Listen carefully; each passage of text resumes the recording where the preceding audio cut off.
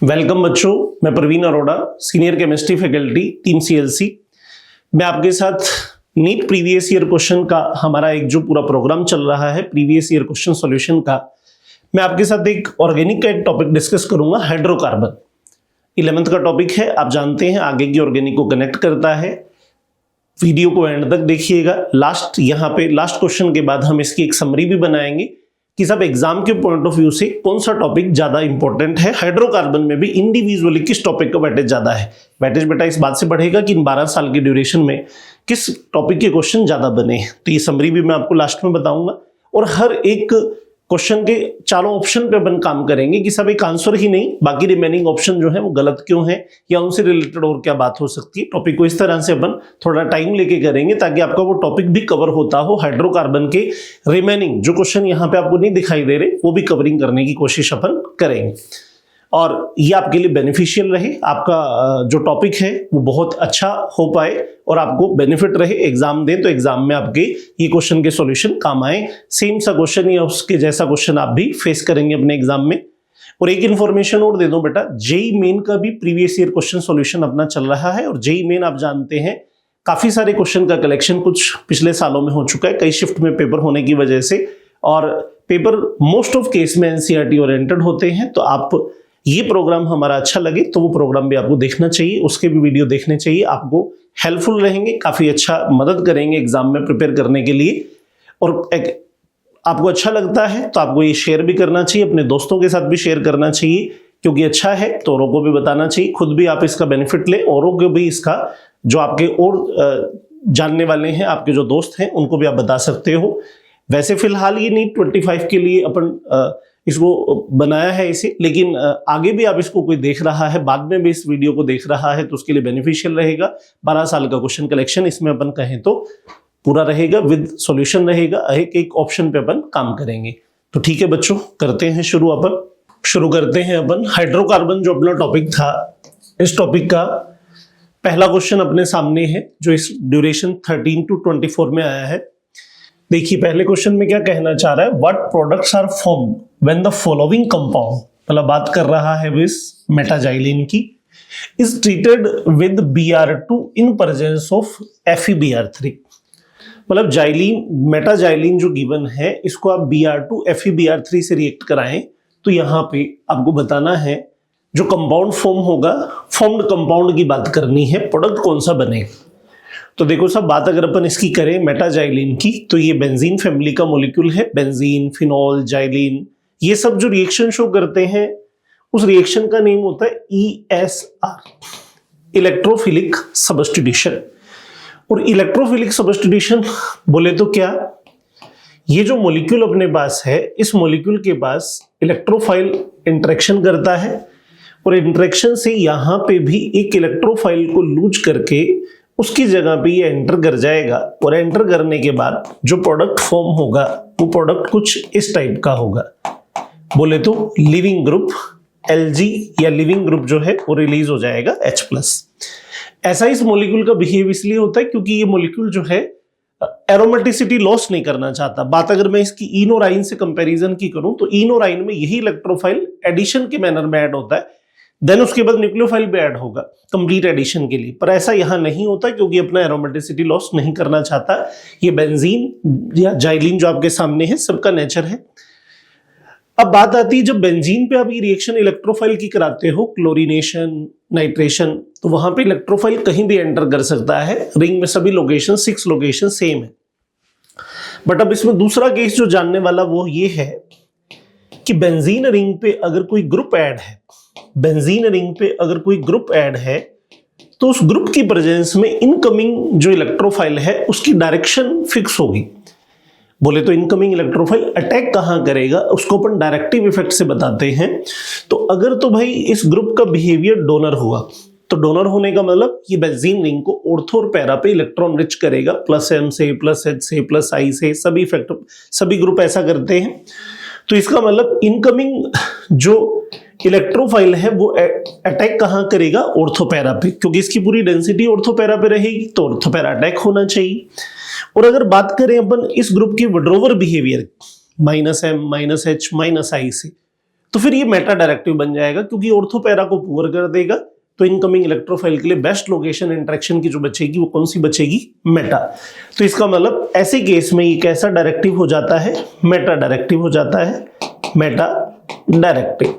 तो ये था इसका बेसिक इस रिएक्शन का।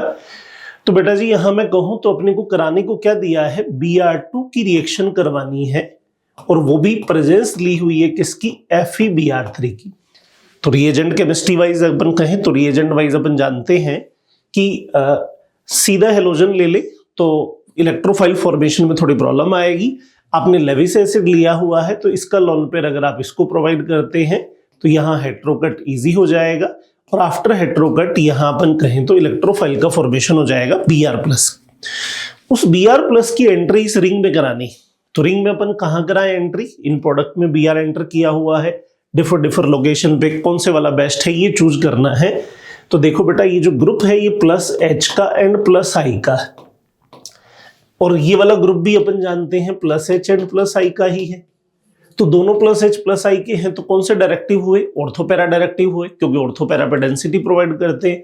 तो दोनों की ही ऑर्थो ये रही, उसके लिए एक ऑर्थो ये रही, और इसके लिए ऑर्थो ये रही, और ये वाली लोकेशन उसके लिए पैरा भी है, और ये वाली लोकेशन इस वाले के लिए पैरा भी। तो ओवरऑल ये जो मैंने टिक किए हैं ये 3 लोकेशन है जहां Br की एंट्री होनी चाहिए, जैसा उसने प्रोडक्ट में शो भी किया है। लेकिन एक बात यहां पे ये भी है, ये जो मिड की लोकेशन अपन देख रहे हैं ये क्राउडी भी है, क्योंकि बहुत साइड में ग्रुप है, इसलिए अपन कहें तो ऑर्थो पैरा में से भी वो वाली ऑर्थो जो क्राउडी होती है वो अपन इग्नोर करते हैं, या अपन कहें तो वो प्रोडक्ट अच्छा प्रोडक्ट नहीं बना सकती। तो यहाँ पे उसने अपने से कहा है What product are formed when the following compound is treated with। तो यहाँ प्रोडक्ट की बात करी है, ऑप्शन में देख के बात करते हैं क्या बनाना है। तो देखो अगर मैं यहां देखता हूं तो पहले ऑप्शन में उस क्राउडी लोकेशन पे ब्रोमिनेशन करवाया है, दूसरे ऑप्शन में यहां देखूं तो भी क्राउडी लोकेशन पे ब्रोमिनेशन करा रखा है, थर्ड में कहें तो क्राउडी लोकेशन लेफ्ट की है, छोड़ दी है उसने, और लास्ट में तो सब ब्रोमीन ही एंटर कहां किया है, मेटा पे। तो इसलिए लास्ट तो पॉसिबल ही नहीं है, आंसर ले यहां पर। अब आपके पास 1, 2, 3 में से कहें तो 1 और 2 को डिनाई करने का रीजन ये होना चाहिए क्योंकि क्राउडी ब्रोमिनेशन क्यों कराए हम, ये जो ऑप्शन है वो सबसे बेटर ऑप्शन है। रीजन उसका क्योंकि यहां पे इसने क्राउड वाली लोकेशन पे ब्रोमिनेशन नहीं कराया, रिमेनिंग दोनों लोकेशन पे ब्रोमिनेशन करवाया है, तो इसलिए ऐसा होगा।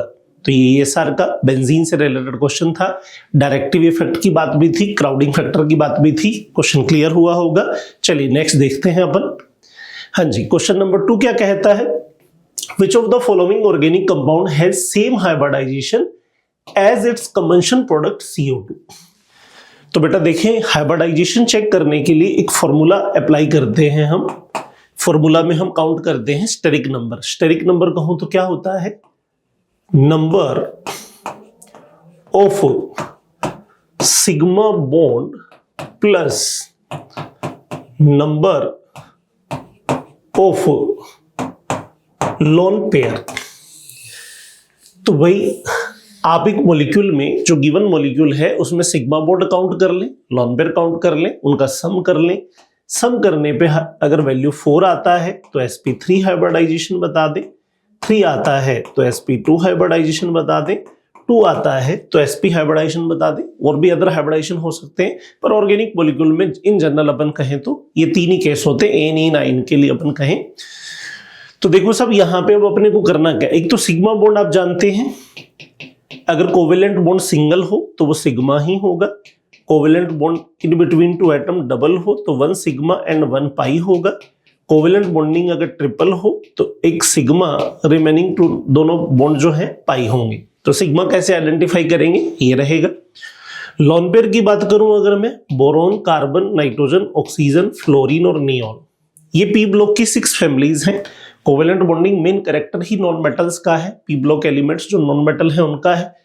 इनमें मैं कहूं तो सब ये जो 3 फैमिलीज हैं इनमें मेनली अपन लोन पेयर की बात करते हैं। नाइट्रोजन में 1 लोन पेयर, ऑक्सीजन फैमिली में 2 लोन पेयर और हेलोजन फैमिली में 3 लोन पेयर। कार्बन या बोरोन के मॉलिक्यूल में बोरोन कार्बन पे लोन पेयर नहीं होता है, ये ध्यान में रखो। तो यहां पे देखो, वापस से क्वेश्चन को देख लो क्या कह रहा है, which of the following organic compound has the same hybridisation as its conventional product CO2। तो पहला काम तो आपका ये है कि आप ये देखिए कि CO2 जो है उसका हाइब्रिडाइजेशन क्या है। तो बेटा जी CO2 के कार्बन का हाइब्रिडाइजेशन आएगा sp, क्योंकि लेफ्ट में सिग्मा राइट में सिग्मा, ये पाई पाई, तो अपने को तो सिग्मा ही काउंट करना है, लोन पेयर लेना नहीं है, कार्बन पे लोन पेयर होता भी नहीं है, बता दिया आपको मैंने। इसका हाइब्रिडाइजेशन sp आया। तो अब आपके पास 4 जो कंपाउंड है उसमें देखिए sp किसका है। देखो इथेन कहें तो ये कंपाउंड है इथेन, और ये इथेन जो है इसमें ये पॉसिबिलिटी नहीं हो सकती क्योंकि सिग्मा कार्बन पे 4 आ रहे हैं। फिर कहें एथीन, तो एथीन कहें तो ये जो कंपाउंड आप देख रहे हो ये एथीन है, अब इसमें भी पॉसिबिलिटी नहीं हो सकती, रीजन क्योंकि सिग्मा 3 है। एथाइन कहूं अगर मैं, तो एथाइन में आप देखोगे कि बिल्कुल ये पॉसिबिलिटी है क्योंकि यहां सिग्मा, सेंटर में सिग्मा और यहां पे भी सिग्मा, टोटल सिग्मा अगर आप किसी कार्बन पे देखोगे तो 2 ही हैं, इसलिए sp ही आएगा और यही इसका परफेक्ट आंसर भी है सेकंड। अब कहें एथेनॉल, तो भाई एथेनॉल में अगर मैं कहूं तो एथेनॉल ये आपका मॉलिक्यूल है। अब इसमें बॉन्डिंग सिग्मा रहेगी तो sp3 हाइब्रिडाइजेशन रहेंगे, 4 सिग्मा रहेंगे, तो आपके पास आंसर आ गया था। तो यहां इसका जो आंसर श्योर करेंगे वो कौन सा, सेकंड। तो बॉन्डिंग का क्वेश्चन था ये वाला। चलिए बच्चों नेक्स्ट क्वेश्चन देखते हैं। The CH bond distance is the longest in. तो देखो भाई यहां पे जो मॉलिक्यूल गिवन है उनमें कार्बन हाइड्रोजन बॉन्ड लॉन्गेस्ट बताना है। तो देखो सब, एक तो आपको दिया है C2H2 कहें तो भाई एक C2H4 भी दे रखा है, तो बेटा जी ये जो सेकंड ऑप्शन है वो तो है ये वाला, ये सेकंड ऑप्शन हो गया। फर्स्ट ऑप्शन कहें अपन C2H2 बोले तो ये वाला मॉलिक्यूल एथाइन मॉलिक्यूल। थर्ड कहें अपन C3H6, ये देखो भाई ये C3H6 है। और फोर्थ जो है C2H2Br2, कार्बन बेटा 2 है और ग्रुप आपके पास टोटल अटैच करने को 4 है, तो डबल बॉन्ड आपको लेना होगा क्योंकि 4 वैलेंसी यही हो सकती है।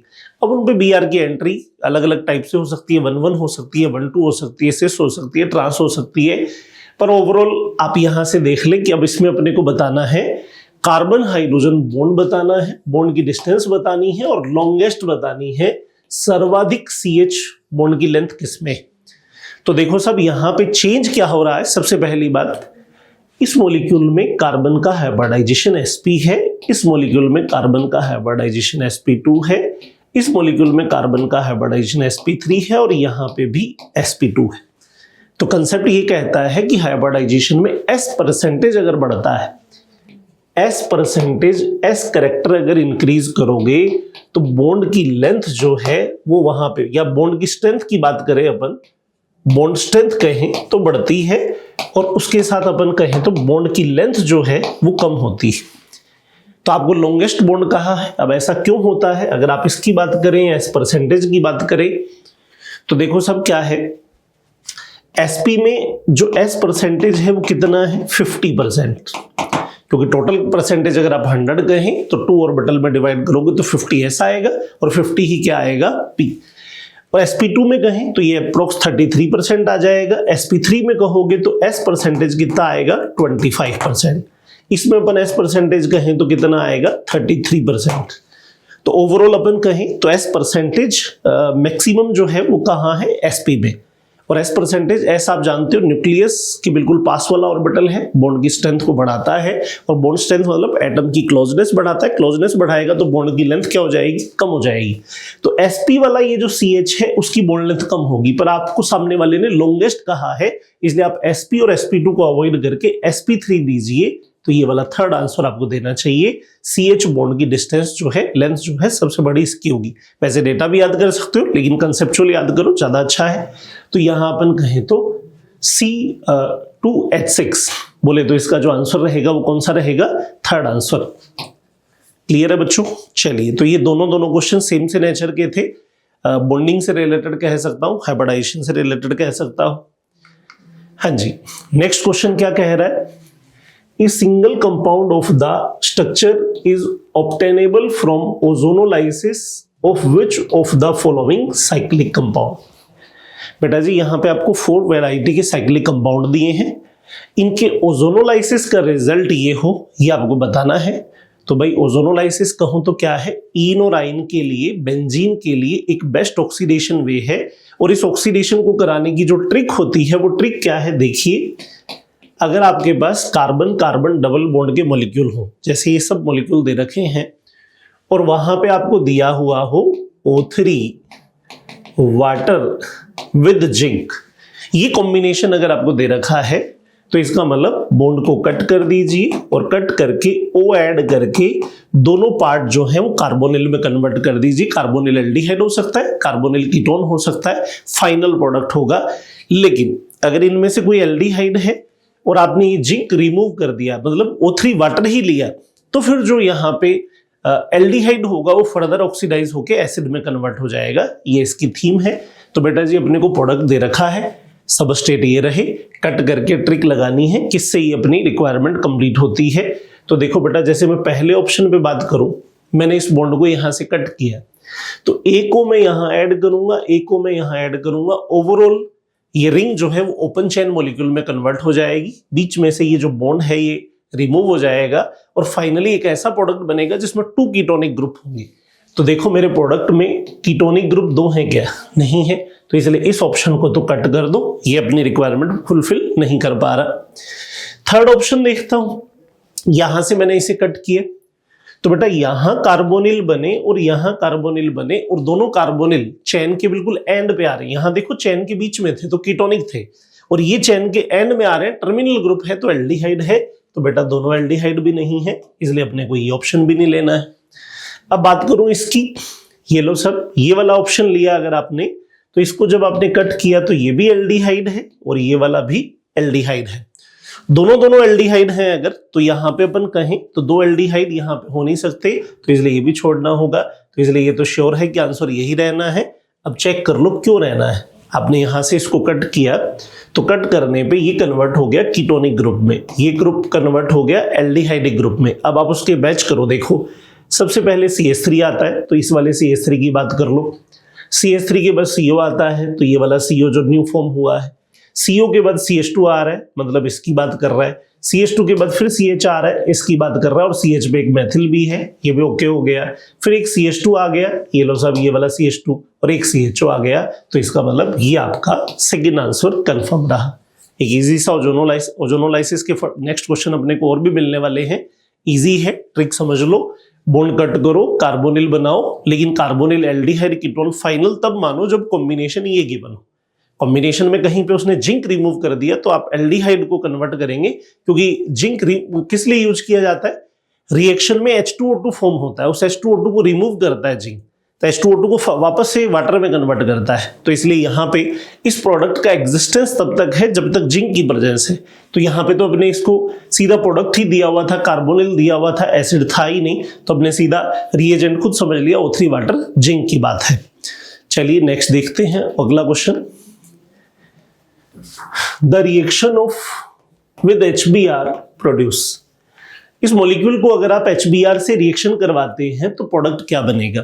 तो देखो सब, जो रिएक्शन कॉम्बिनेशन है, आपके पास एक ईन अवेलेबल है, ईन के साथ इंटरेक्शन करानी है आपको HBr की। तो एक फेमस रिएक्शन होती है बेटा ईन और आइन के लिए रिएक्शन, कैरेक्टरिस्टिक रिएक्शन जो होती हैं वो कौन सी वाली होती हैं, इलेक्ट्रोफिलिक एडिशन। इलेक्ट्रोफिलिक एडिशन में क्या होता है, रिएजेंट का जो इलेक्ट्रोफिलिक पोर्शन है, पॉजिटिव पोर्शन है, वो पहले ईन का बॉन्ड ओपन करके उसके पास एंटर करेगा। एंटर करने के बाद ये वाली सिचुएशन आएगी, बोले तो कार्बोकेटायन बनेगा। अब ये कार्बोकेटायन रीअरेंज हो भी सकता है, नहीं भी, दोनों ऑप्शन रहते हैं। अब यहाँ पे अगर ये जो इलेक्ट्रोफाइल आपने एंटर किया ये कोई ब्रिजिंग नहीं करता है, ब्रिज नहीं बनाता है, तो रीअरेंजमेंट का चांस देता है, तो ये कैटायन रीअरेंज हो सकता है। और रीअरेंज होने के बाद जब बेस्ट कैटायन में कन्वर्ट हो जाए तब उसके बाद आप उसमें Br, हाँ जरूरी नहीं, डिपेंड करता है सिचुएशन पे, वो तो सबस्ट्रेट पे डिपेंड करेगा नीड है या नहीं। फिर Br की एंट्री आप यहाँ पे कराते हैं, या न्यूक्लियोफाइल की दूसरा कोई रिएजेंट हो, क्योंकि इसकी अदर रिएक्शन भी आएंगी, तो यहाँ पे यूं से Br एंटर कर जाएगा, प्रोडक्ट फॉर्म होगा। तो ये रिएक्शन है भाई, और इस रिएक्शन में कहें तो कैटायन मोर स्टेबल हो उस पे न्यूक्लियोफाइल ऐड करे। इसके लिए एक रूल भी दिया जाता है MKR, मार्कोनिकोव रूल भी कहते हैं, और मार्कोनिकोव रूल का मेन समरी यही था, स्टेबल कैटायन पे न्यूक्लियोफाइल की एंट्री। हालांकि उसकी प्रीवियस फॉर्म में लेस हाइड्रोजन मोर हाइड्रोजन की बात थी। रिएजेंट का जो न्यूक्लियोफिलिक पार्ट है, नेगेटिव पार्ट है, वो अटैक करता है less hydrogen containing double bonded carbon पर। एमकेआर का बेसिक ये था, लेकिन बाद में एमकेआर मॉडिफाइड होकर के उसमें सिंपल एक थ्योरी ये बताई गई कि केटायन बेस्ट होगा तो उसके ऊपर न्यूक्लियोफाइल की एंट्री हमें करानी चाहिए। तो देखो साहब, मेरे पास जो इन है उसमें ये देखना है आपको कि बॉन्ड राइट ओपनिंग करे कि लेफ्ट ओपनिंग करे। लेफ्ट ओपनिंग नहीं करनी चाहिए। राइट ओपनिंग का बेनिफिट ये है, जो पॉजिटिव बनेगा वो बेंजीन रिंग से रेजोनाइज हो लेगा, तो बेस्ट केटायन बनाना ही है। रिएक्शन की रिएक्टिविटी केटायन की स्टेबिलिटी पे डिपेंड करती है, तो H+ जो है वो अटैक करेगा यहाँ पे, और रीअरेंज होने का भी कोई मतलब नहीं, मतलब ऐसा बन जाएगा C6H5CH+ और इस कार्बन के ऊपर HBr का H आ जाएगा, और फिर इस पॉजिटिव वाली लोकेशन पे जो रेजोनेंस कर रही है उसी के ऊपर आपको Br एंटर कराना है। पहला ऑप्शन बिल्कुल गलत है, क्योंकि ये रिएक्शन ESR नहीं है, बेंजीन लाइक नहीं है कि आप बेंजीन रिंग पे Br की एंट्री दे रहे हैं। ऐसे अपन कहें तो ये बिल्कुल ओके प्रोडक्ट है, जैसा मैं कह रहा हूं यहीं पे इसने एंटर कराया है, सेकंड है। थर्ड वाला इसलिए गलत है क्योंकि केटायन का फॉर्मेशन प्रॉपर करना है इस रिएक्शन में, मेन थीम ही यही है। केटायन की स्टेबिलिटी ही रिएक्टिविटी को भी डिसाइड करती है। और फोर्थ तो बिल्कुल गलत, क्योंकि इस लोकेशन पे Br कैसे गया, ये लास्ट वाले एंड के ऊपर, ये तो हो ही नहीं सकता। तो इसलिए यहां पे अपन कहें तो आंसर जो जाएगा कौन सा, सेकंड जाएगा। चलिए नेक्स्ट क्वेश्चन देखते हैं बच्चों। The oxidation of benzene by V2O5 in presence of air produce. देखो बेटा क्या है, बेंजीन एक स्टेबल मॉलिक्यूल होता है, लिस्ट रिएक्टिव होता है। ऑक्सीडेशन के बारे में अपन कहें तो ऑर्डिनरी ऑक्सीडेंट से ही ऑक्सीडाइज नहीं होता, पर एक स्पेशल ऑक्सीडाइजिंग एजेंट इसके लिए यूज हो सकता है V2O5, और V2O5 की प्रेजेंस में ये ऑक्सीडाइज होकर के फिनॉल प्रोडक्ट भी जनरेट करता है, या फिर एक दूसरा ऑप्शन होता है मेलाइक एन हाइड्राइड का फॉर्मेशन भी कर सकता है।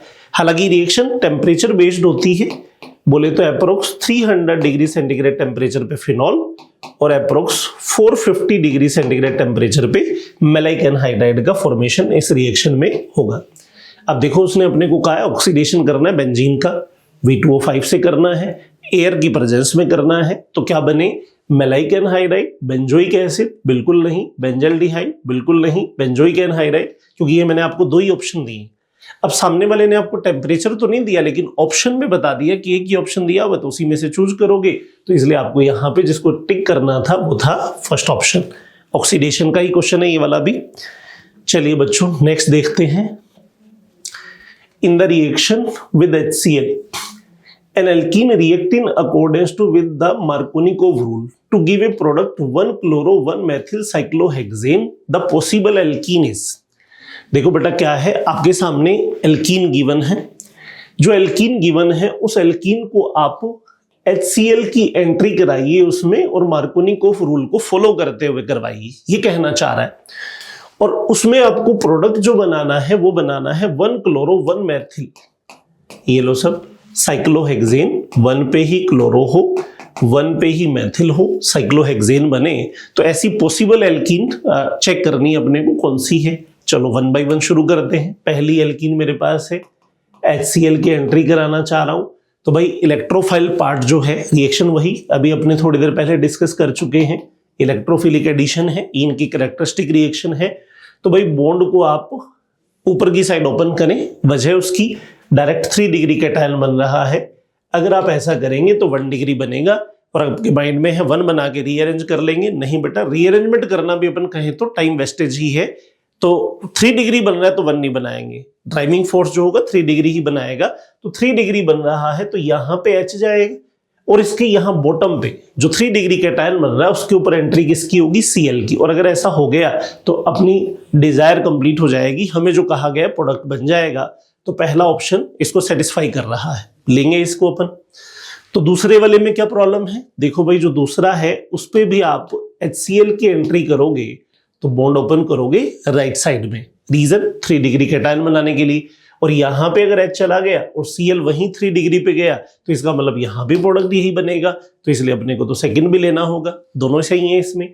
और 1 और 2 दो ऑप्शन ना टिक करके अपन थर्ड ऑप्शन टिक कर देंगे, अच्छा है। तो फिर फोर्थ में क्या प्रॉब्लम है, देखो फोर्थ वाले में देखो, अगर आप बॉन्ड को यूं डाउन साइड ओपन करोगे तो कैटायन बनेगा 2 डिग्री, और अपर वाली साइड करोगे तो भी 2 डिग्री, पर दोनों में देखो डिफरेंस क्या है, दोनों में डिफरेंस ये है, एक 2 डिग्री आप ये बना पा रहे हो, एक 2 डिग्री आप ये वाला बना पा रहे हो। इस 2 डिग्री में देखोगे तो अल्फा एच का नंबर कितना है 3, 1 2 एंड 3, और यहां पे देखोगे तो क्या है 2 और 2 4। तो इसका मतलब ज्यादा बेटर कैटायन कौन सा हुआ, ये वाला। और ये कैटायन अगर आपने बनाया, ये कैटायन बना रहे हो, इसका मतलब आप बॉन्ड को ओपन कहां करोगे, ऊपर की साइड, ये नहीं करोगे। और ये कैटायन बनाने के बाद आप इसको रीअरेंज भी नहीं कर सकते क्योंकि ये तो अनस्टेबल में कन्वर्ट होता है, तो इसलिए ये तो आंसर में जाएगा नहीं। तो ये बेस्ट आंसर कौन सा हो गया, थर्ड आंसर दीजिए, क्योंकि वो दोनों ही कवर हो जाएंगे उसमें। और एक आपके बस इन की रिएक्शन अभी अपने इलेक्ट्रोफिलिक एडिशन जानी थी, उसी का एग्जांपल और आगे वो हाइड्रोकार्बन में एल्केन, एल्कीन, एल्काइन और बेंजीन, इन चारों से रिलेटेड बात होनी। बेंजीन का क्वेश्चन भी आ गया, इनका भी आ गया। बॉन्डिंग में हाइब्रिडाइजेशन के पेपर ने 2 क्वेश्चन किए हैं। चलिए आगे बढ़ते हैं और देखते हैं क्वेश्चन।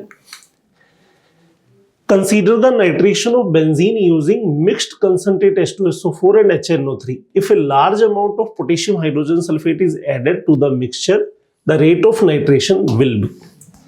बेंजीन का नाइट्रीकरण सांद्र H2SO4 HNO3 की उपस्थिति में हो रहा है। इस मिश्रण में ज्यादा मात्रा में पोटेशियम हाइड्रोजन सल्फेट को डालते हैं तो नाइट्रीकरण का वेग क्या होगा।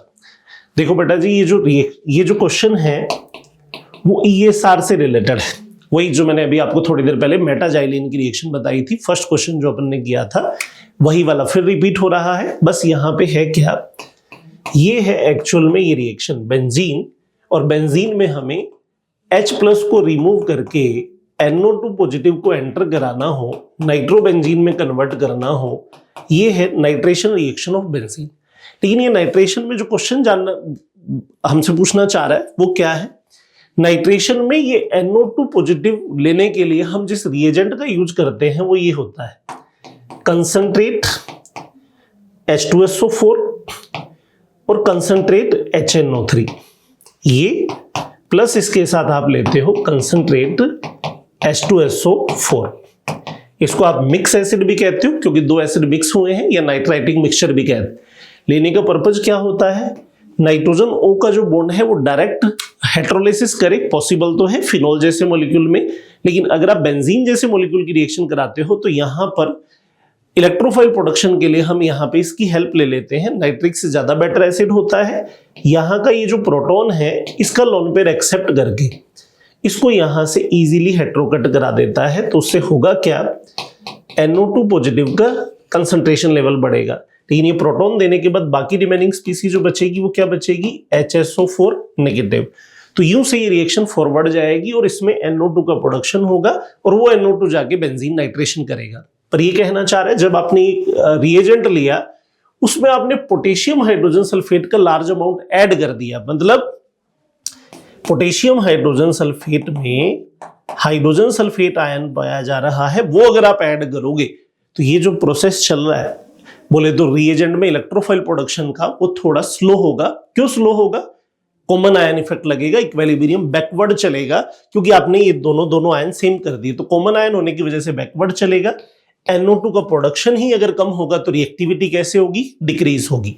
तो अपन कहें तो फास्ट होगी, नहीं। स्लो होगी, बिल्कुल ठीक है। अनचेंज रहेगी, नहीं। अनचेंज भी नहीं रहेगी, डबल हो जाएगी, नहीं। तो यहां पे अपन कह सकते हैं नाइट्रीकरण जो है वो धीमा हो जाएगा। ESR का एक क्वेश्चन आपको और मिल गया है बेंजीन से रिलेटेड, क्योंकि हाइड्रोकार्बन 4 सेगमेंट का चैप्टर है तो बार बार मिक्स क्वेश्चन में आपके पास उन्हीं के क्वेश्चन आ रहे हैं। चलिए देखते हैं और आगे। Which of the following can be used as the halide component for the Friedel-Crafts reaction? बेटा जी उसी ESR से रिलेटेड आपका एक क्वेश्चन और आ गया है। ESR इलेक्ट्रोफिलिक सब्स्टिट्यूशन या AESR aromatic electrophilic substitution reaction जो है बेंजीन फैमिली की होती है, उसकी एक फेमस रिएक्शन है FCR फ्रीडल-क्राफ्ट रिएक्शन। और फ्रीडल-क्राफ्ट रिएक्शन में भी फ्रीडल-क्राफ्ट एल्काइलेशन, एसाइलेशन, बेंजोइलेशन अलग अलग वैरायटी हैं, लेकिन यहां पे इसने कहा है फ्रीडल-क्राफ्ट रिएक्शन में कौन से वाला हैलाइड कंपोनेंट यूज करोगे। मतलब देखो पहले तो आप ये जान लीजिए भाई ये रिएक्शन है क्या। फ्रीडल-क्राफ्ट रिएक्शन में Friedel-Crafts alkylation, Friedel Crafts acylation, इनका मीनिंग क्या है? एल्काइलेशन में बेटा H प्लस को R प्लस रिप्लेस करता है, एसाइलेशन में H प्लस को RCO प्लस रिप्लेस करता है, जिसको अपन एसाइल ग्रुप भी कहते हैं, और बेंजोइल कर देगा तो बेंजोइलेशन, ये रिएक्शन होती। अब यहां अपन कहें तो आपको कुछ कंपाउंड दे रखे हैं, एक दे रखा है ब्रोमोबेंजीन, लो भाई ऐसा होता है ब्रोमोबेंजीन। एक दे रखा है क्लोरोएथीन, क्लोरोएथीन कंपाउंड ये वाला है। आइसोप्रोपाइल क्लोराइड, ये लीजिए भाई, यहां पे अपन कहें तो ये आइसोप्रोपाइल क्लोराइड है, और एक दे रखा है क्लोरोबेंजीन, ये है। तो देखो बेटा क्या है, जब आप फ्रीडल क्राफ्ट एल्काइलेशन करते हो तो H पॉजिटिव को रिप्लेस करने के लिए R पॉजिटिव, एक एल्काइल ग्रुप की रिक्वायरमेंट होती है। तो एल्काइल ग्रुप में आप कहें तो इनमें से कौन से वाला रिएजेंट यूज करें कि उसका एल्काइल यूज हो जाए? तो भाई यहां पे वैसे तो कंसेप्ट ये होता है कि आप RX एल्काइल हैलाइड लीजिए, और एल्काइल हैलाइड को एनहाइड्रस लेविस एसिड की प्रेजेंस में रिएक्शन करवाइए, तो उसका लोन पेयर जो है वो लेविस एसिड के पास जाकर के और इस R को कन्वर्ट कर देगा किसमें? R पॉजिटिव में, और उस R पॉजिटिव को आप बेंजीन पे रीअरेंज कराने के बाद ऐड कर दीजिए, क्योंकि बेटर कैटायन ही अटैक करेगा। ऐसा एल्काइलेशन में होता है। एसाइलेशन में तो क्या है, ये लोन पेयर की बैक बॉन्डिंग हो जाने की वजह से रीअरेंजमेंट ब्लॉक हो जाता है, तो इसमें रीअरेंज भी कराना होता है। हालांकि फिलहाल ऐसा क्वेश्चन नहीं, आपको इन चारों में से बताना है कौन सा बेटर है। तो देखो बेटा यहाँ पे ये जो Br है बेंजीन रिंग से रेजोनाइज हो रहा है, बॉन्ड में डबल बॉन्ड कैरेक्टर है, तो आप इसको इजीली ब्रेक नहीं कर पाओगे, और अगर ब्रेक कर भी लोगे तो एक दूसरी प्रॉब्लम आएगी, जो कैटायन फॉर्म होगा वो हाई अनस्टेबल होगा, तो इसलिए इसको अवॉइड करें, इसको नहीं यूज करना चाहिए। सेम सी कहानी यहाँ पे भी है, ये जो Cl है ये भी पाई बॉन्ड से रेजोनेंस कर रहा है, क्योंकि लोन पेयर पाई अल्टरनेट आना मतलब रेजोनेंस होना, और कैटायन भी अनस्टेबल बनाएगा, तो ये भी आप यूज मत करिए। क्लोरोबेंजीन लोगे तो यहाँ पे भी सेम ब्रोमोबेंजीन वाली बात है, ये भी नहीं लेना है। तो आपके पास एक ही ऑप्शन रहा आइसोप्रोपाइल क्लोराइड, और इसमें ये बड़े आराम से रिमूव हो जाएगा। 2 डिग्री कैटायन भी हाइपर कॉन्जुगेशन से इंडक्टिव इफेक्ट से स्टेबल होगा। तो अपने को यहाँ पे फ्रीडल क्राफ्ट रिएक्शन का एल्काइलेशन कंपोनेंट, एल्काइल ग्रुप लेने के लिए आपको जिस रिएजेंट का यूज करना चाहिए वो आइसोप्रोपाइल क्लोराइड बेस्ट है। चलिए बच्चों नेक्स्ट देखते हैं, विच of the following compound shall not produce propene by reaction with HBr followed by elimination or direct only elimination reaction। तो देखो कौन सा यौगिक HBr से क्रिया करके तथा बाद में विलोपन अभिक्रिया करके या सीधी केवल विलोपन अभिक्रिया से प्रोपीन नहीं देता। तो बेटा ये हाइड्रोकार्बन प्रिपरेशन से रिलेटेड क्वेश्चन है। तो देखो क्या है, 2 ऑप्शन है आपके सामने, जो भी ऑप्शन है या तो वो डायरेक्ट एलिमिनेशन से प्रोपीन प्रोवाइड कराए, या HBr रिएक्शन के बाद आफ्टर HBr रिएक्शन अपन कहें तो एलिमिनेशन में प्रोपीन प्रोवाइड कराए। वो ऑप्शन नहीं लेना, आपको लेना है जो ऐसा नहीं कर पा रहा। तो देखो अगर मैं पहले ऑप्शन की बात करूं तो इसलिए मैं कट करूंगा, क्योंकि प्रोपेनॉल का तो डायरेक्ट एलिमिनेशन कराऊंगा, यहां से एक H और ये OH एलिमिनेट कराऊंगा तो प्रोपीन बन जाएगी। और या फिर मैं इसको HBr से रिएक्शन करा दूं, HBr से रिएक्शन का मतलब होगा एक न्यूक्लियोफिलिक सब्स्टिट्यूशन, जिसमें प्रोपेनॉल किसमें कन्वर्ट हो जाएगा, ब्रोमोप्रोपेन में, और ये कन्वर्ट होने के बाद भी वही सिचुएशन रहेगी, ये H और ये Br एलिमिनेट होकर के भी क्या बनाएगा, प्रोपीन, क्योंकि एल्किल हैलाइडों का डिहाइड्रोहेलोजिनेशन भी प्रोपीन दे देगा और अल्कोहल का डिहाइड्रेशन भी प्रोपीन दे देगा। दोनों के रिएजेंट अलग होंगे, वहां H प्लस हीट लेते हैं, यहाँ अल्कोहलिक KOH या अल्कोहली NaOH यूज करते हैं। तो ये दोनों ऑप्शन तो कट कर दो, क्योंकि ये तो डायरेक्ट भी प्रोपीन देगा, ये डायरेक्ट प्रोपीन देगा, ये डायरेक्ट के बाद HBr से रिएक्शन के बाद भी प्रोपीन देगा। अब आती फोर्थ की बात, एक हाई रिएक्टिव रिंग है और देखने को ये एन है, पर रिएक्शन इसकी कैसी होती है, इन लाइक। तो इसलिए आप ये जो मॉलिक्यूल है इसको आप HBr से रिएक्ट कराएं, तो जैसे आप एक इन के अंदर HBr ऐड कराते हैं वैसी सी सिचुएशन है, किसी भी सिग्मा पे ऐड करा दीजिए, एक लोकेशन पे H और एक पे Br आएगा। तो इसका मतलब ये भी कन्वर्ट हो गया किसमें, ब्रोमोप्रोपेन में, जो एलिमिनेशन के बाद क्या देगा आपको, प्रोपीन। तो ये भी ऑप्शन में नहीं लेना है। ऐसा कोई भी ऑप्शन इस सेकंड में नहीं है कि यहाँ पे आप डायरेक्ट एलिमिनेशन करा लें। किसका कराओगे, अल्कोहल नहीं है, एल्किल हैलाइड नहीं है, और HBr की एंट्री के बाद भी आप ऐसा कराएं, ऐसे भी आप इसको प्रोपीन में, और वैसे भी कार्बन भी कितने हैं बेटा, 2 ही हैं, प्रोपीन में आपको कार्बन कितने चाहिए, 3। तो ये आपका आंसर रहेगा इसमें। चलिए नेक्स्ट देखते हैं भाई, in the given reaction the product T is. देखो ये आपका बेंजीन से रिलेटेड जो ESR aromatic electrophilic substitution reaction थी उसका ये क्वेश्चन और आ गया। फर्स्ट क्वेश्चन में गया था, फ्लोरल ग्राफ्ट अभी थोड़ी देर पहले की है, नाइट्रेशन बता चुका हूं, उसी से रिलेटेड ये है। आपके पास बेंजीन है, बेंजीन में H प्लस को रिमूव करके इलेक्ट्रोफाइल एंटर कराना है, पर यहां जो एल्काइल कंपोनेंट है, फ्लोरल ग्राफ्ट एल्काइलेशन आपको जो कराना है उसमें हम कहें तो ईन दिया हुआ है। भाई क्या होता है, आप एल्किल हैलाइड, एल्कोहल या ईन, इन तीनों में से किसी को भी यूज कर सकते हैं फ्लोरल ग्राफ्ट एल्काइलेशन में, क्योंकि ये बॉन्ड कट होने के बाद भी प्रोवाइड क्या करेगा, आर पॉजिटिव। यहां से ये OH लीव होने के बाद भी क्या प्रोवाइड करेगा, आर पॉजिटिव। और इस बॉन्ड में बॉन्ड ओपनिंग के बाद जो कैटायन बनेगा उस कैटायन को भी एज ए इलेक्ट्रोफाइल आप यूज कर सकते हैं बेंजीन पे। तो ऑप्शन सारे हैं। लेविस एसिड, प्रोटोनिक एसिड में आप इसको क्या करते हो, एक्सेलरेट करते हो, कैटलाइज करते हो। तो यहां ये जो H पॉजिटिव है ये इस ईन में बॉन्ड ओपनिंग करके इसको कन्वर्ट करेगा इलेक्ट्रोफाइल में। अब एक क्वेरी ये होगी सर जो F नेगेटिव है वो यहाँ ऐड हो जाए। हाँ बिल्कुल, ईन के ऊपर HX तो ऐड होते हैं बेटा, पर HI, HBr, HCl, HF add नहीं हो पाता। तो यहाँ HF सिर्फ एक कैटलिस्ट का रोल प्ले करेगा। तो ये जो इलेक्ट्रोफाइल बना, वैसे इसके साथ SbF5 देना चाहिए, दिया हुआ नहीं है, SbF5 देते हैं तो SbF6 में कन्वर्ट हो जाता है, फ्लोराइड उसके साथ सेटल हो जाएगा, प्रोटॉन लूज करेगा। सीधा भी दे रखा है तो करना यही है। अब इस इलेक्ट्रोफाइल को ले जाकर के अगर आप वहां पे अटैक कराओगे तो साइक्लोहेक्सिल रिंग जो है वो अटैच हो जाएगी बेंजीन पे, जैसा फर्स्ट ऑप्शन में नहीं दे रखा, सेकंड ऑप्शन में दे रखा है, तो सेकंड ही आंसर है। थर्ड में भी गलत है, दो के साथ एक साथ अटैच नहीं हो पाएगा क्योंकि दो पॉजिटिव, दो इलेक्ट्रोफिलिक लोकेशन नहीं बन पाएंगे उसमें, और ये वाला भी रॉन्ग है। तो इसलिए यहां पे आपको आंसर जो देना था वो कौन सा, सेकंड।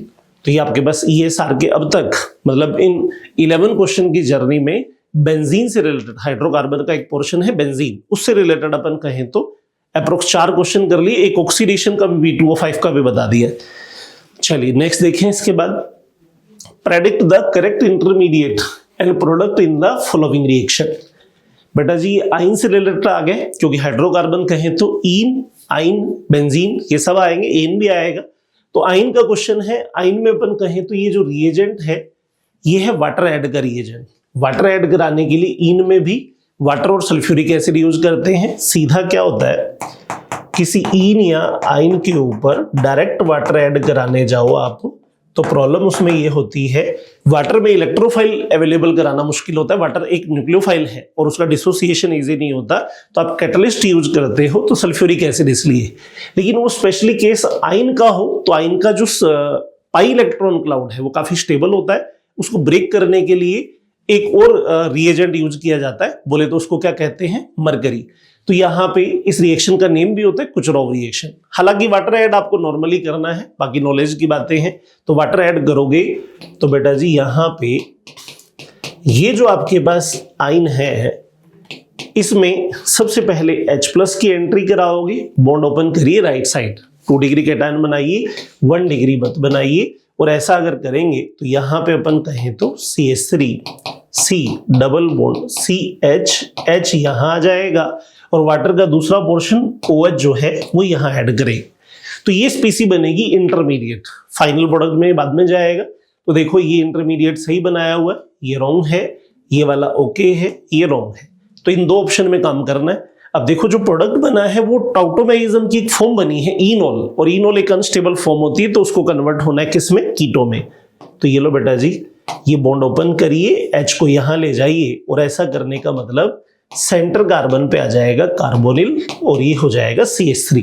तो यहां अपन कहें तो ये आपके पास प्रोडक्ट बन जाएगा ये वाला। इस वाली स्कीम में ये प्रोडक्ट प्रॉपर नहीं बना है, इसलिए आपको थर्ड आंसर ही देना होगा।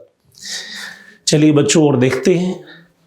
Hydrocarbon A react with bromine by substitution form an alkyl bromide. अब बेटा जी ये बात आ गई एल्केन की। अब तक कोई भी क्वेश्चन आपने एल्केन रिएक्शन का नहीं किया, तो एल्केन का आ गया है।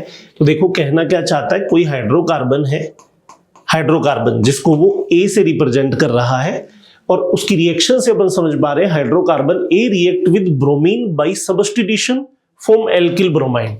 कोई हाइड्रोकार्बन है, सब्स्टिट्यूशन में एल्किल ब्रोमाइड फॉर्म करे। अगर हम इसकी बात करें तो भाई यहां पे अपने को एक रिएक्शन याद आनी चाहिए। एल्केन के लिए कैरेक्टरिस्टिक रिएक्शन होती है FSR, फ्री रेडिकल सब्स्टिट्यूशन। अगर आप उसका ब्रोमिनेशन करा रहे हो तो ब्रोमीन के साथ सनलाइट, ब्रोमीन के साथ यूवी लाइट या फिर हीट का यूज करते हो, या मैं एक शॉर्ट फॉर्म में कहता हूं हेल्पर। हेल्पर कहें तो हीट, इलेक्ट्रिसिटी, लाइट, पेरोक्साइड, इनका यूज अपन करते हैं। तो यहाँ रिएक्शन क्या होती है, यहाँ पे एक होमोकट लगता है, यहाँ Br2 में भी एक होमोकट लगता है, तो ये फ्री रेडिकल जाकर के क्या करता है, हेलोजिनेशन कर देगा। तो फ्री रेडिकल को रिप्लेस करेगा, इसलिए रिएक्शन का नेम क्या होता है, फ्री रेडिकल सब्स्टिट्यूशन। तो ऐसा करके एल्किल ब्रोमाइड बन रहा है। तो हाइड्रोकार्बन ए है, रिएक्ट करता है ब्रोमीन से, सब्स्टिट्यूशन से फॉर्म करता है एल्किल ब्रोमाइड, ठीक है। which by Wood's reaction is converted to gaseous hydrocarbon containing less than 4 carbon atom A's। तो देखो बेटा यहां पे जानना वो एक कुछ आता है, पर आगे कंडीशन उसने क्या कही है, ये जो एल्किल ब्रोमाइड बना है ये वुड्स रिएक्शन में जाएगा। तो भाई एल्किल ब्रोमाइड हो या अदर कोई भी एल्किल हैलाइड हो, वुड्स रिएक्शन का मतलब है सोडियम मेटल की प्रेजेंस में, ड्राई ईथर की प्रेजेंस में होने वाली रिएक्शन, जिसमें अपन कहें तो ये Br इस सोडियम के साथ जाएंगे और यहां RR का कपल बनेगा। इसको आप कहते हो वुड्स रिएक्शन, एल्काइल हैलाइड की कपलिंग रिएक्शन। तो ये वुड्स रिएक्शन में जो प्रोडक्ट बनने वाला है, इसकी कंडीशन उसने आपको दी है कि यहां पे जो हाइड्रोकार्बन बनेगा वो लेस देन 4 कार्बन से लेस का होना चाहिए। तो देखो सब यहाँ पे RR में जो कार्बन है वही आगे फर्दर ऐड होते हैं। तो देखो सब यहाँ पे अपन इथेन लेकर के ये रिएक्शन स्टार्ट करें तो आपने ये इथेन लिया होता तो ये एथिल ब्रोमाइड होता, और एथिल ब्रोमाइड होता, दोनों एथिल ब्रोमाइड होते तो ये प्रोडक्ट क्या होता, ब्यूटेन। लेकिन अपने को लेस देन 4 कार्बन कहा है, इसलिए अपने को ये ऑप्शन छोड़ना होगा। मीथेन वाले ऑप्शन पे जा सकते हो आप, क्योंकि अगर आपने यहां मीथेन लिया तो यहां प्रोडक्ट जो बनेगा वो क्या बनेगा, मेथिल ब्रोमाइड बनेगा, क्योंकि यहां पे आपके पास मीथेन है तो मीथेन की रिएक्शन में मेथिल ब्रोमाइड, और मेथिल ब्रोमाइड का वुड्स अगर आप कराओगे तो दोनों की वुड्स में कपलिंग होने के बाद, कपल बनने के बाद क्या बनेगा, CH3 कॉम्बिनेशन इथेन, जो अपनी कंडीशन को सेटिस्फाई करेगा, सेकंड जाएगा। इन और आइन, इन दोनों में बेटा जी सब्स्टिट्यूशन रिएक्शन ही नहीं होती, क्योंकि ये दोनों रिएक्शन शो करते हैं कौन से वाली, एडिशन। हाँ इन में सब्स्टिट्यूशन हो तो सकता है लेकिन एलाइल लोकेशन पे होता है बेटा, तो बोले तो यहाँ पे एलाइल वाला कोई केस ही नहीं दिया है। इन के नेक्स्ट कार्बन का जो H होता है वो बिल्कुल इसी कॉम्बिनेशन से रिएक्शन कर सकता है, ब्रोमिनेशन क्लोरिनेशन, पर वो ऑप्शन में नहीं है, इसलिए हम उसकी बात नहीं करेंगे। तो ये आपका आ जाएगा सेकेंड आंसर इसके लिए। तो ये आपका एक नई वेराइटी का क्वेश्चन हो गया। हाइड्रोकार्बन में अब तक अपन ने एन का क्वेश्चन नहीं किया था, एन की रिएक्शन भी आ गई, plus preparation method of an कहें तो वुड्स रिएक्शन की बात भी अपन ने कर ली है। हाँ जी बच्चों, नेक्स्ट क्वेश्चन क्या कह रहा है, the most suitable reagent for the following conversion is. बेटा आइन को इन में कन्वर्ट करके दे रखा है, तो आपके माइंड में एक इंपॉर्टेंट रिडक्शन आना चाहिए। आइन को इन में कन्वर्ट करना रिडक्शन है। निकल पीडी ले लें तो डायरेक्ट एन बनता है, और लिंडलार या बर्च लें, ये दो ऑप्शन होते हैं जो ऐसा कर पाते हैं, पर लेकिन लिंडलार जो है वो सिस में कन्वर्ट करता है, जैसा इसने दे रखा है सिस प्रोडक्ट। ट्रांस होता तो अपन बर्च रिडक्शन लेते। अब आप ऑप्शन देख लीजिए भाई, जिंक HCl इस कॉम्बिनेशन के लिए ठीक नहीं है, क्योंकि जिंक HCl कार्बोनिल को एन में कन्वर्ट करता है, क्लीवेंशन। ऐसा यहाँ पे कोई टारगेट ही नहीं था।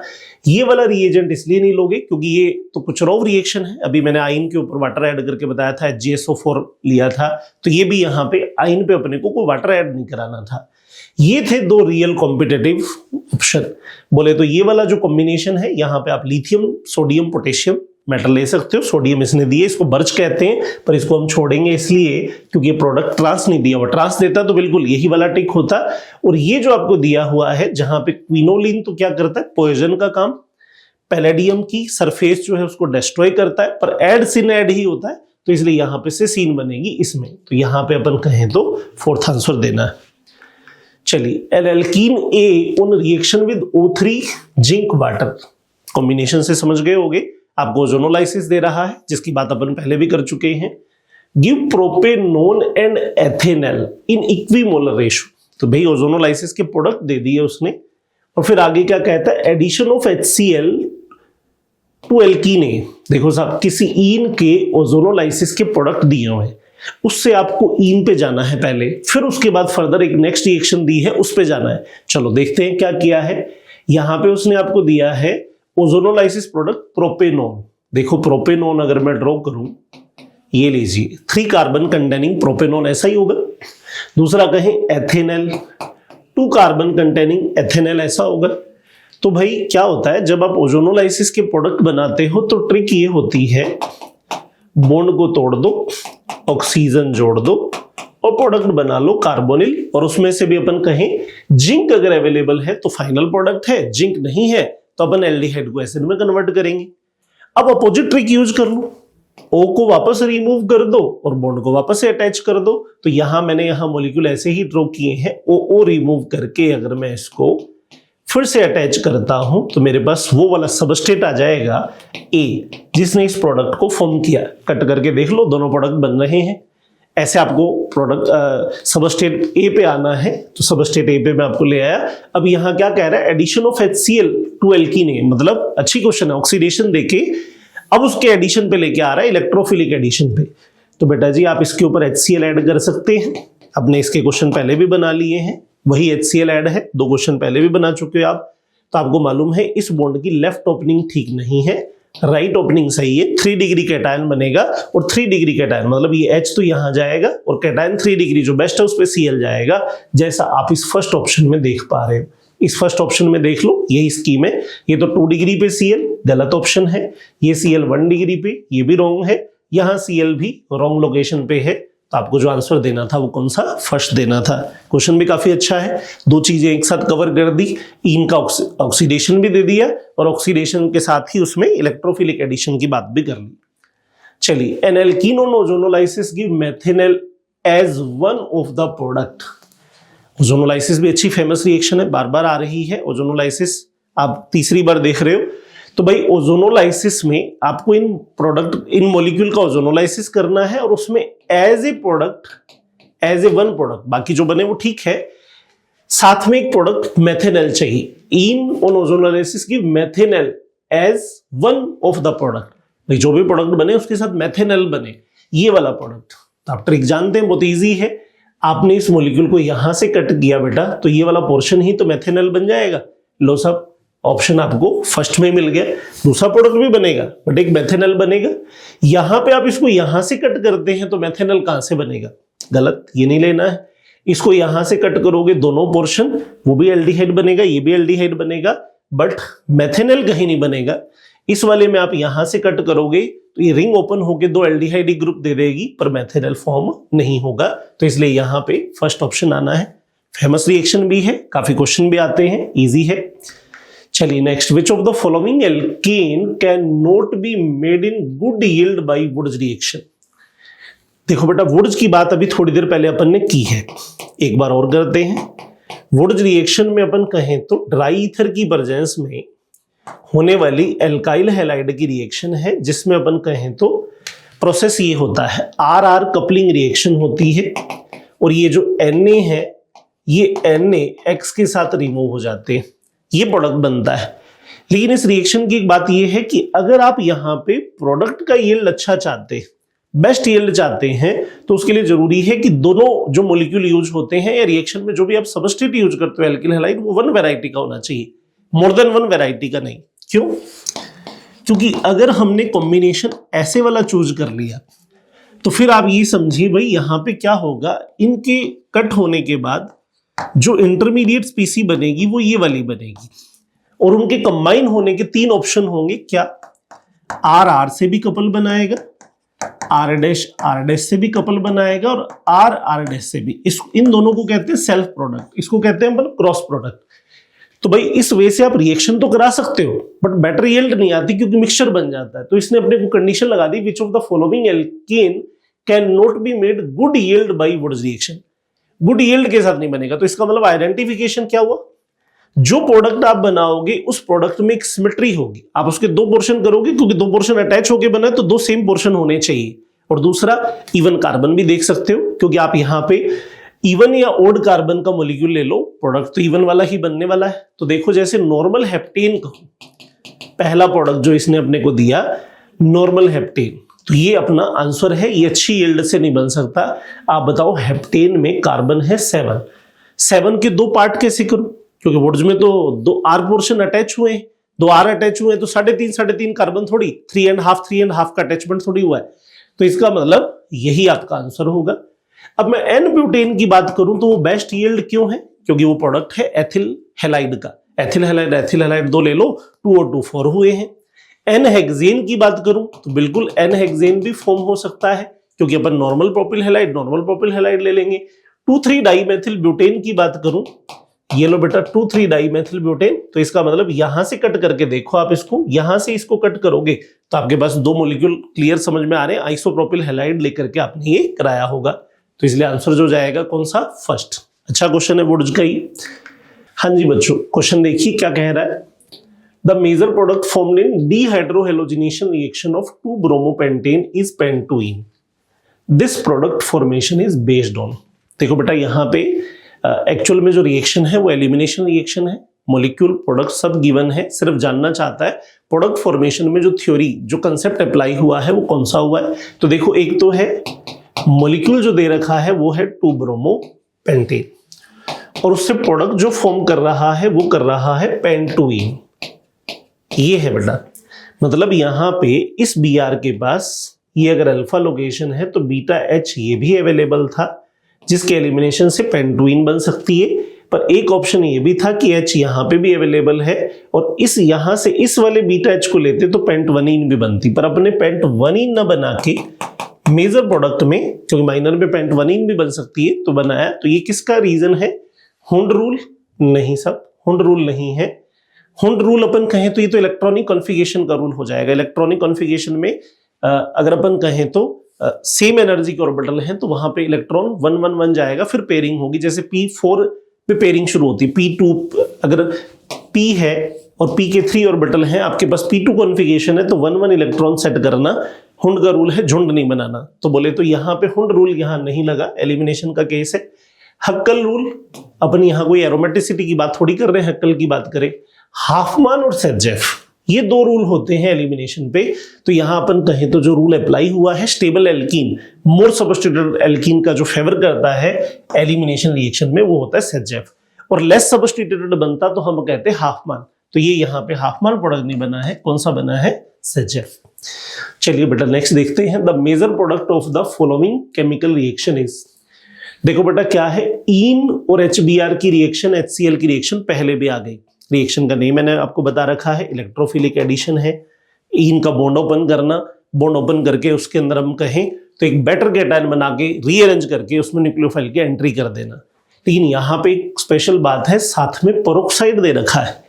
तो यहाँ जो मैकेनिज्म है वो इलेक्ट्रोफिलिक एडिशन नहीं, फ्री रेडिकल एडिशन होगा, और जिसको आप खराश इफेक्ट भी कहते हो। खराश वो साइंटिस्ट हैं जिन्होंने इसको ऑब्जर्व किया, इसके बारे में बताया था, और उनके दूसरे साथी थे मेयो, खराश मेयो, इन दोनों लोगों ने इस पर रिसर्च करके हमें बताया। तो देखो रिएक्शन में बड़ा चेंज क्या है, HBr के साथ अगर पेरोक्साइड आ जाए, देखो यहाँ पे ये जो इन्होंने अपने को बेंजोइल पेरोक्साइड दे रखा है, ये बेंजोइल पेरोक्साइड एक होमो कट करके कन्वर्ट होगा इस फ्री रेडिकल में, और इसमें से CO2 कट होने के बाद ये बनेगा फिनाइल फ्री रेडिकल, और जो फिनाइल फ्री रेडिकल है वो यहाँ पे होमो कट लगवा करके ये H इसके पास जाके बेंजीन बना देगा, और यहाँ पे बनेगा Br फ्री रेडिकल।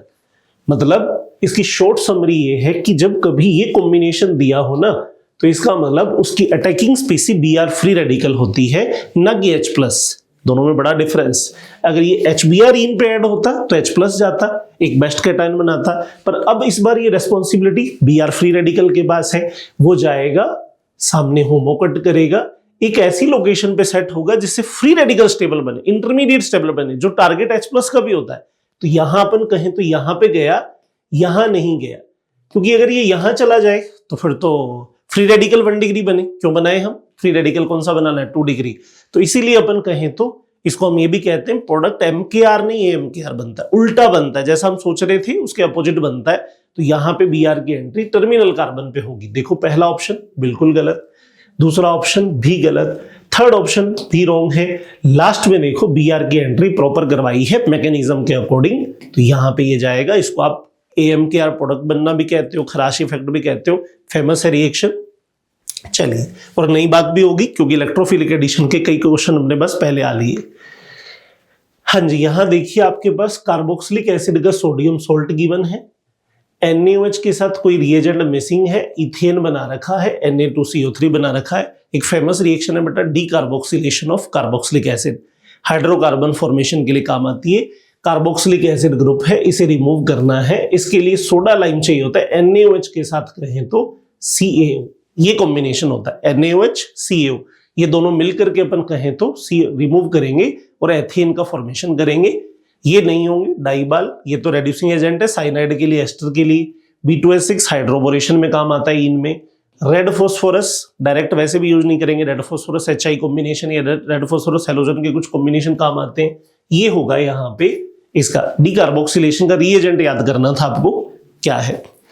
चलिए नेक्स्ट देखें, compound X on reaction with O3 followed by zinc H2O। लो जी, ओजोनोलाइसिस का एक क्वेश्चन फिर आ रहा है। Give formaldehyde and two methyl propanol as a product the compound X।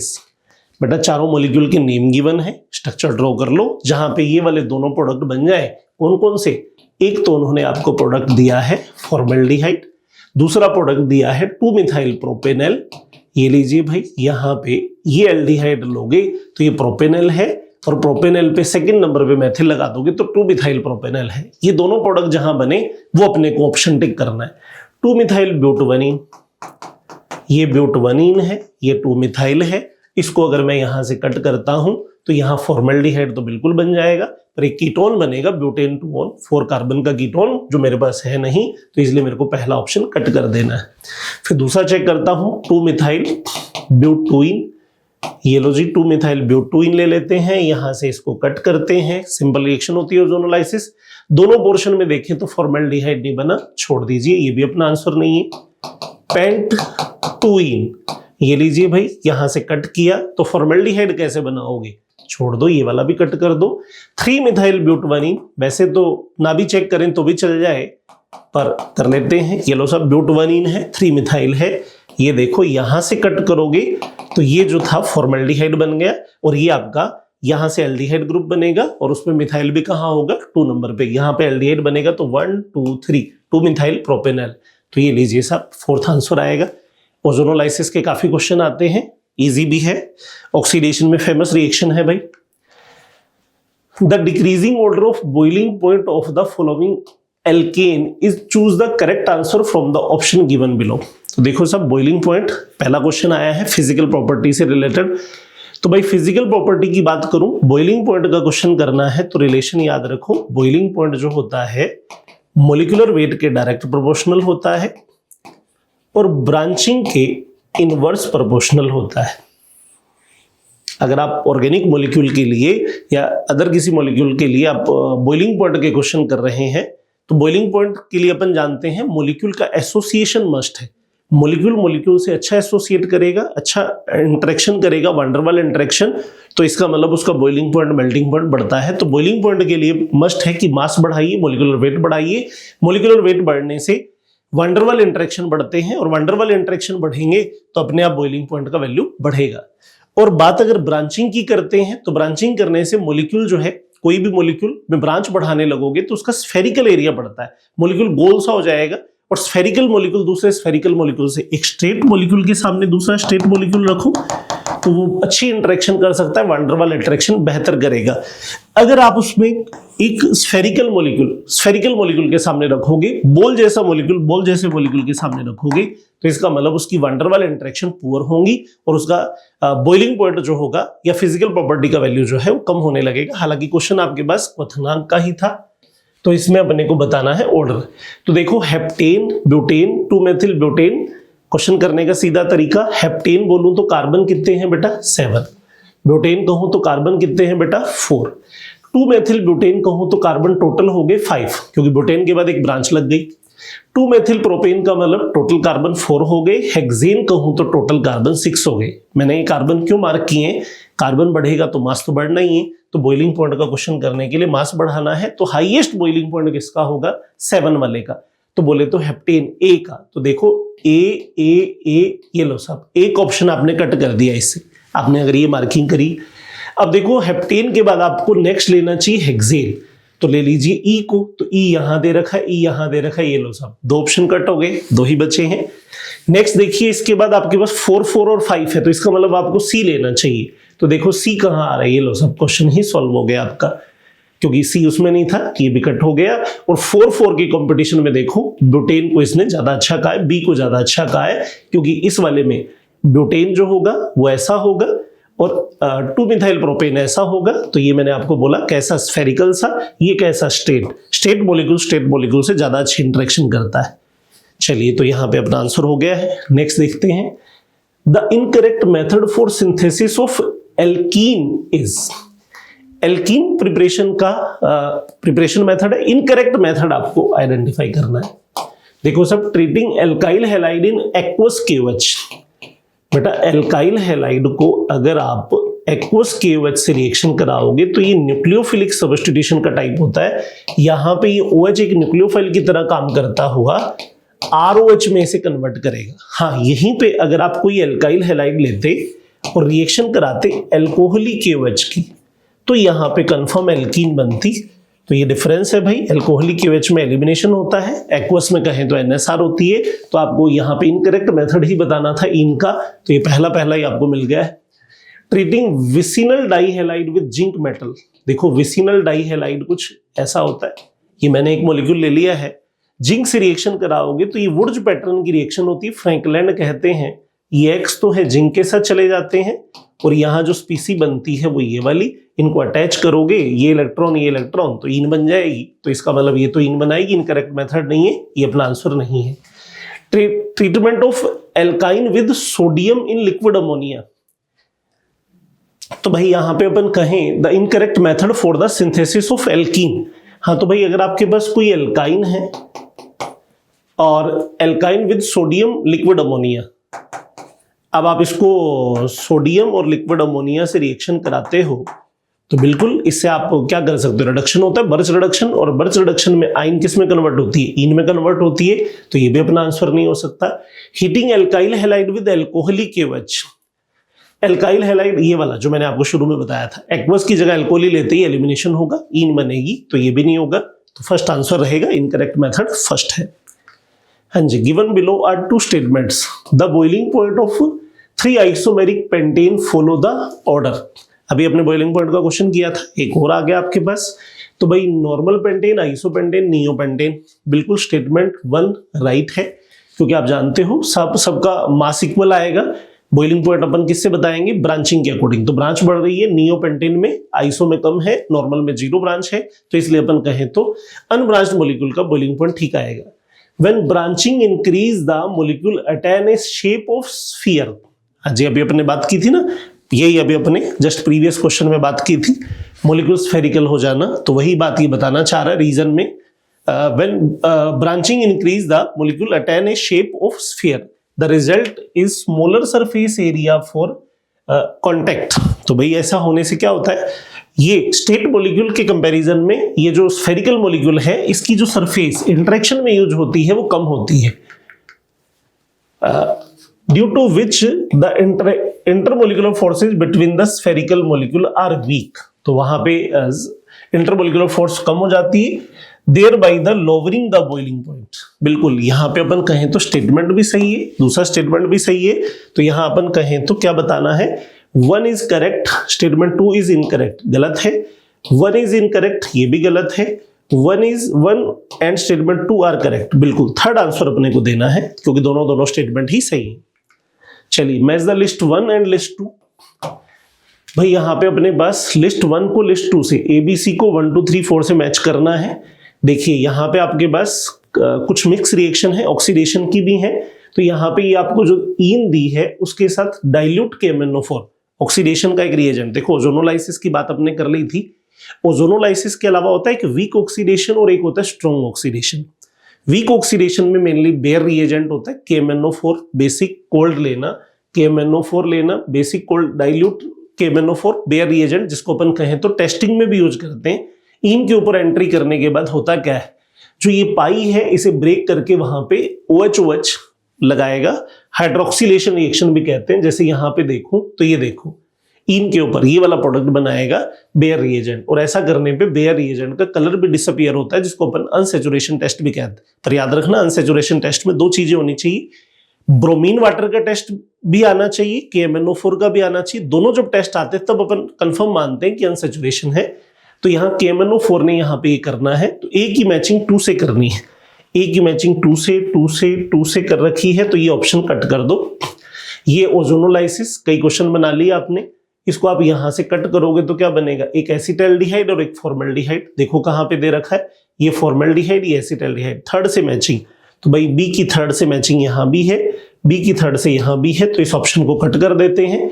अब देखिए यहां पे ये रिएक्शन H पॉजिटिव वाटर, इन के ऊपर वाटर ऐड है, आइन के ऊपर वाटर ऐड, गुचरॉफ रिएक्शन पीछे कर चुके हो आप, तो भाई यहाँ पे तो सिंपल मार्कोनिकोफ रूल लगाना है, बॉन्ड को राइट ओपन करो और H को यहां लगा के 3 डिग्री पे OH लगाओ। देखो 3 डिग्री अल्कोहल कहीं दे रखा है, ये दे रखा है, फोर्थ से मैचिंग करानी है, तो देखो C की मैचिंग 4 से यहां हो रखी है, थर्ड से यहाँ पे 1 से, तो ये लो साहब ये भी कट हो गया, आंसर ये कंफर्म है।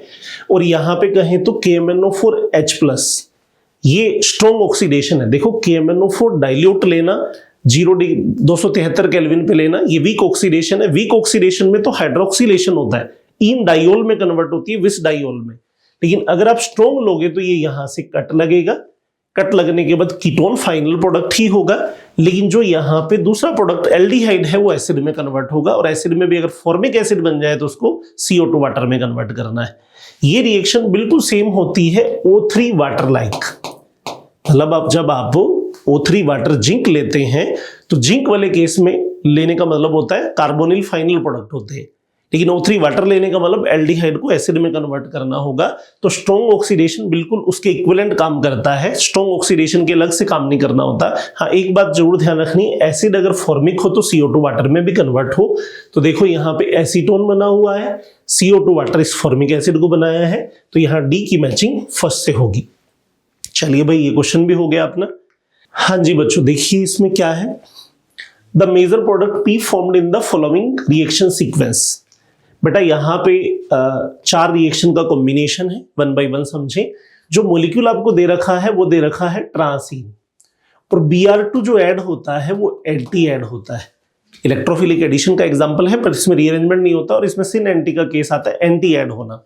और यहाँ पे एक ट्रिक लगेगी, कार 10, तो यहां पे अपन कहें तो ट्रांसफर एंटी एडिशन प्रोडक्ट जो बनेगा मीजो बनेगा, सेम मिलने पे सिमेट्री आना। तो यहाँ पे ये जब दोनों इंटरेक्शन करेंगे तो बनने वाला जो प्रोडक्ट होगा उसमें जो कायरल सेंटर बनेंगे वो ऐसे बनेंगे कि मीजो पैटर्न से बनेंगे, मतलब कुछ ऐसा सीन होगा। अगर मैं उसको फिशर में ड्रॉ करूं तो BR की एंट्री यूं से होगी, ये प्रोडक्ट बनना है। मीजो बोले तो बीच में से कट हो रहा है, ट्रिक से भी याद रखो सेम मिले, मतलब ट्रांस पे एंटी या सिन पे सिस पे सिन एडिशन, ये सेम मिलने वाली बात, सिमेट्री वाली बात, मीजो वाली बात, या इससे याद रख लो टैम ट्रांस पे एंटी मीजो बनेगा। अब यहाँ पे अल्कोहलिक OH का काम क्या है, इस तरह से डीहाइड्रोहेलोजिनेशन कराना, कार्बन कार्बन के बॉन्ड को डबल करना, ऐसा हो जाएगा। अब ये हो गया, तो बेटा यहाँ पे एक प्रॉब्लम ये आ रही है, अब जो Br रह गया वो रेजोनेंस कर रहा है डबल बॉन्ड के साथ, तो इसको रिमूव करने के लिए अगला एलिमिनेशन रिएजेंट थोड़ा पावरफुल लिया है, तो ये बॉन्ड यहां से यूं शिफ्ट होता हुआ Br को रिमूव करेगा। तो फाइनली यहां पे जो प्रोडक्ट बनने वाला है वो प्रोडक्ट होगा ये वाला। अब ये जो प्रोडक्ट बना है इस प्रोडक्ट को आप रेड हॉट आयरन ट्यूब में से पास करो, तो आप जानते हैं एसीटलीन को रेड हॉट आयरन ट्यूब में से पास करते हो तो बेंजीन बनती है, लेकिन अगर दोनों पे मैथिल मैथिल होगा तो ये समझो ये बेंजीन बनने के बाद जितने भी कार्बन है सबके पास क्या होगा, मैथिल ग्रुप प्रेजेंट होगा। तो यहां मैं कहूं तो यहां ये वाला ऑप्शन बिल्कुल फिट बैठ रहा है। अच्छा क्वेश्चन है, लेंथी है थोड़ा सा, सारी रिएक्शन मिक्स कर दी है। चलिए देखते हैं अगला क्वेश्चन। हाँ जी बच्चों नेक्स्ट क्वेश्चन देखिए, propene on treatment with diborane give an addition product with the formula this. बेटा ये स्टेटमेंट गलत है, अच्छी रिएक्शन है क्योंकि इलेक्ट्रोफिलिक एडिशन के काफी सारे क्वेश्चन आप कर चुके हैं, पर मैक्सिमम आपने HX के किए हैं। फ्री रेडिकल एडिशन के नाम पे भी आपने HBr पेरोक्साइड कर लिया है, वाटर एडिशन की भी रिएक्शन आ गई है, तो ये भी एक रिएक्शन है इन के ऊपर जिसको अपन हाइड्रोबोरेशन कहते हैं। तो देखो सब क्या है, प्रोपीन मॉलिक्यूल की रिएक्शन करानी थी आपको, डाइबोरेन से करानी है, तो डाइबोरेन तो B2H6 होता है, उसी का मोनोमर फॉर्म है BH3। एक्चुअल में BH3 एक ऐसा रिएजेंट है जो सबस्ट्रेट के नाम पे 3 सबस्ट्रेट को एक साथ रिएक्ट कर लेगा, क्योंकि बोरॉन इनकम्प्लीट ऑक्टेट वाला है, वो एक आएगा, इधर से ये 3 आएंगे, तो ये बॉन्ड ओपनिंग मार्कोनिकोफ रूल से करेंगे ताकि कैटायन 2 डिग्री बने और उसके ऊपर न्यूक्लियोफिलिक पार्ट H जाएगा। अगर ऐसा करोगे तो यहाँ पे बनने वाला जो प्रोडक्ट होगा वो ट्राई नॉर्मल प्रोपिल बोरेन होगा, नॉट ट्राई आइसोप्रोपिल बोरेन। तो इसलिए इस स्टेटमेंट को अपने गलत कहा है। फिर इसके बाद दूसरा क्या कहता है, oxidation of try isopropyl borane with hydrogen peroxide in presence of NaOH give propane 2-1। देखो बेटा, इस रिएक्शन को अगर मैं प्रोपीन से प्रॉपर वे में कराता तो ये बनता, इसको मैं फर्दर H2O2 से रिएक्शन कराऊंगा तो H2O2 से रिएक्शन का मतलब होगा यहां से प्रोपेन 1-ol का फॉर्मेशन होना।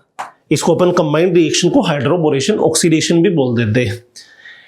लेकिन यहां पे अब देखो उस स्टेटमेंट को अपन ने गलत कह दिया। दूसरा स्टेटमेंट देखो, उससे कनेक्ट मत करो। आप ये मानिए इस रिएक्शन का सबस्ट्रेट स्टार्ट यहां से हो रहा है, तो जब आप बोरोन को यहीं से कट करोगे तो OH यहीं आएगा, प्रोपेन 2-ol ही बनेगा। तो ये स्टेटमेंट इस वजह से सही हो जाएगा, क्योंकि उससे प्रोडक्ट बनाया ये नहीं कह रहे अपन। अब यहां तो सीधा ही कह रहा है oxidation of try isopropyl borane, तो अगर आप इसी का ऑक्सीडेशन करोगे तो प्रोडक्ट प्रोपेन 2-ol ही बनेगा। तो इसलिए ये स्टेटमेंट सही जाएगा।